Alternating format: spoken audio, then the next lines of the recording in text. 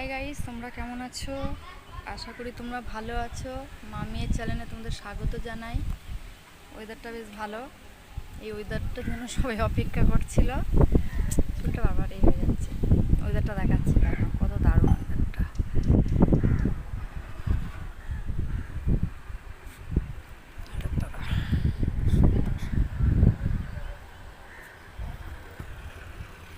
সুন্দর ওয়েদারটা।